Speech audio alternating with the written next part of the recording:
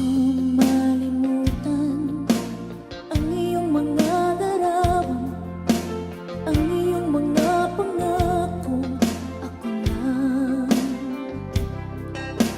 kahit nasaan